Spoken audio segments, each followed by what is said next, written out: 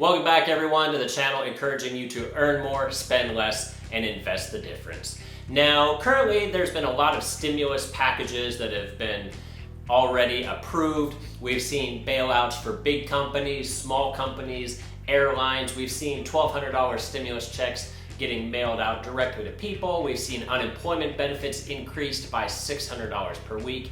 We've seen all kinds of stimulus packages already get approved. But sadly, it's still not enough. With our economy basically completely shut down, we still need to inject even more money into the economy to prevent an entire crash. So currently there's a lot of different proposals out there as far as what's the best way to get more money out there to stimulate the economy.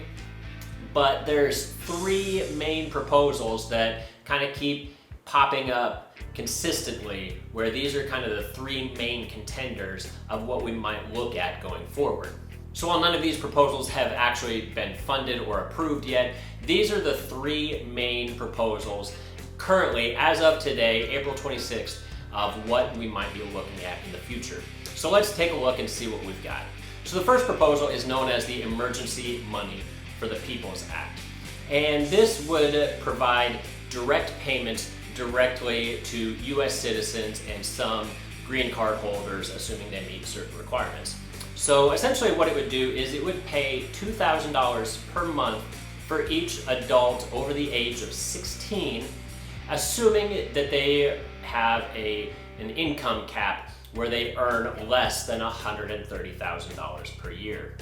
And if they earn more than $130,000 per year, it slowly gets prorated down at a rate of $50 per every $1,000 of extra income over that $130,000 cap. So if you earned $140,000 per year, you would get a stimulus check every month for $1,500 per month instead of the full $2,000. Now, this would go on for 6 months, and then at the end of that 6 months, it has the option to renew itself for an additional 6 months based on the current situation in the economy. And these numbers are going to be doubled for married folks. So in that case, you would each get $2,000 per month, and the total combined income cap for you would be $260,000 per year to get the full benefits.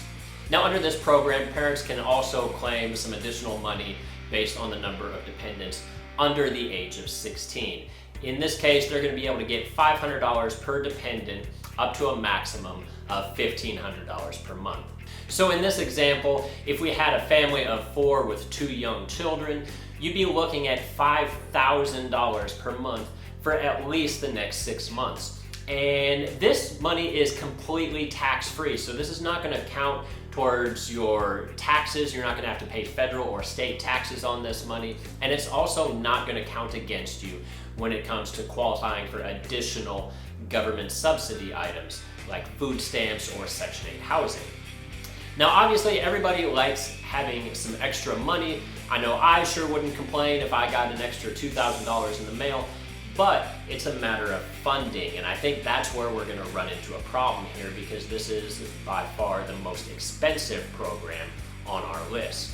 And as far as dependents go, this is also going to provide money for people who, let's say that you claim them as a dependent on your taxes. Maybe it's a college-age student that you're still claiming on your taxes, or maybe it's an adult with disabilities that needs a permanent caregiver. This money is going to be given out then to everybody. Now, as you might expect, this is going to be very costly.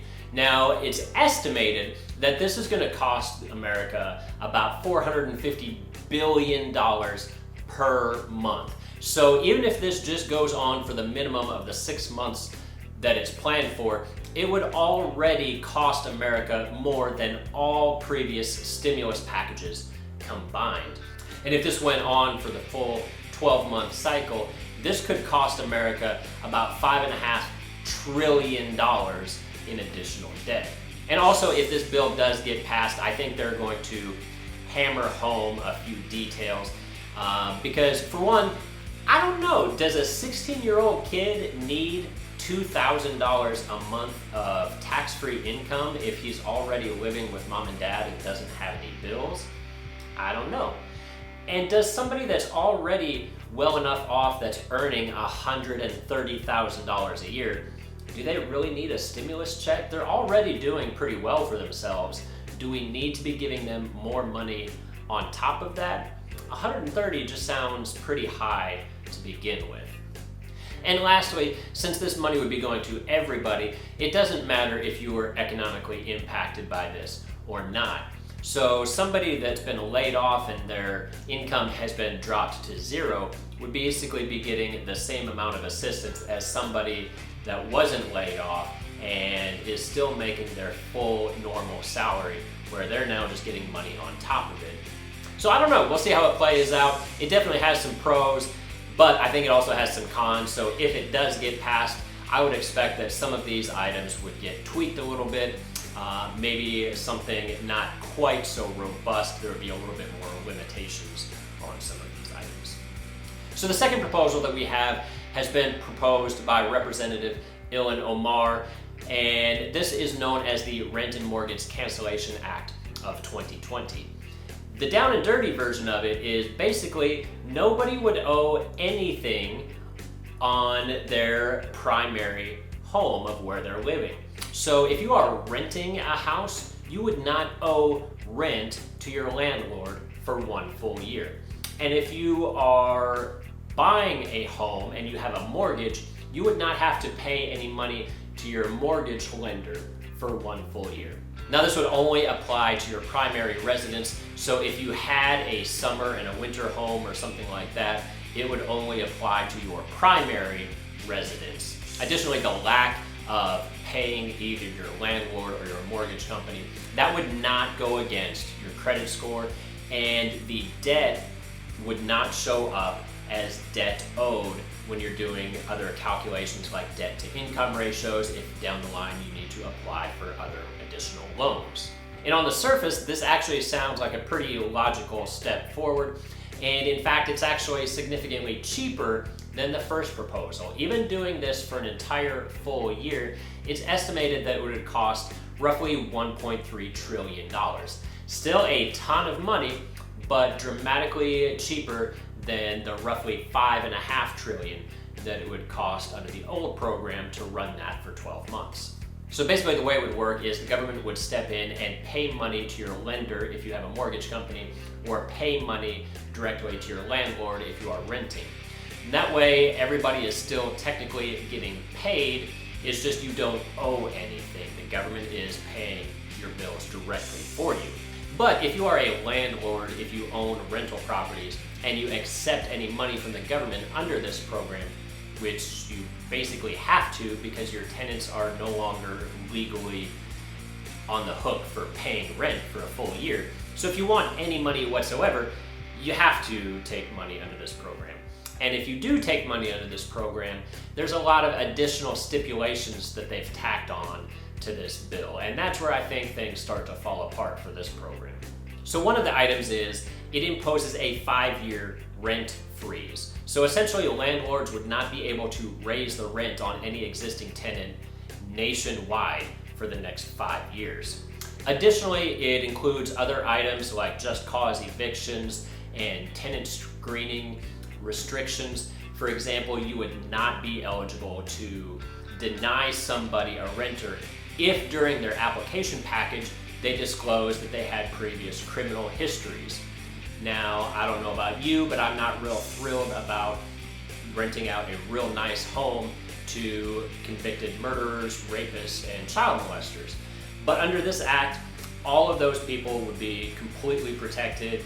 You would not be able to deny somebody based on previous law violations. Additionally, if you wanted to sell your multifamily unit, you would have to actually get HUD's approval to sell your own property. So it's some of these restrictions that I think really puts landlords in a bind and makes this not very user-friendly. And I don't think it's going to get passed based on a lot of these restrictions that it imposes. I think the concept itself is great if you just simply directly pay whatever it is that was owed. I think it's a cheaper way to go about things than simply giving everybody a check in the mail. But I'm not thrilled about all of the restrictions that it imposes. I don't want to rent properties to convicted murderers.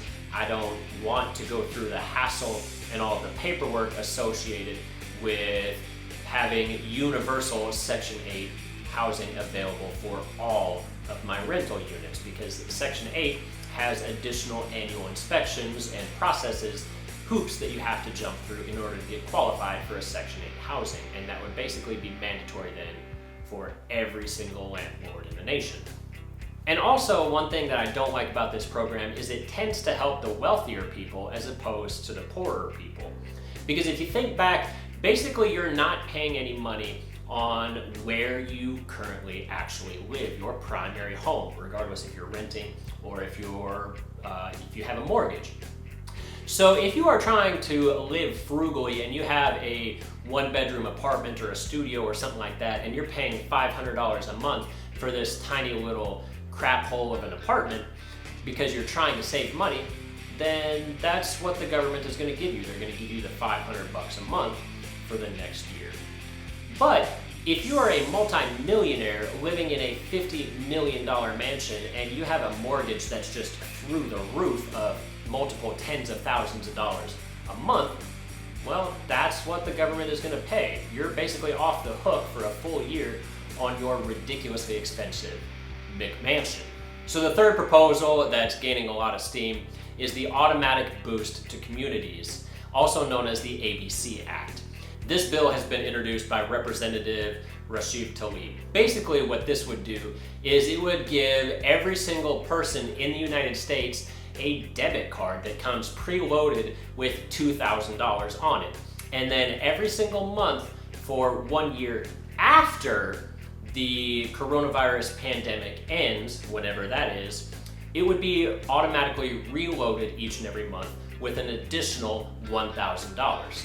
And when I say everybody would be getting one of these debit cards, I mean everybody would be getting one of these debit cards. If you are alive, if you are a person, you're getting one of these cards. So it doesn't matter if you're an adult or your 6-month-old child would be getting one of these debit cards, and they would get just as much money as you would.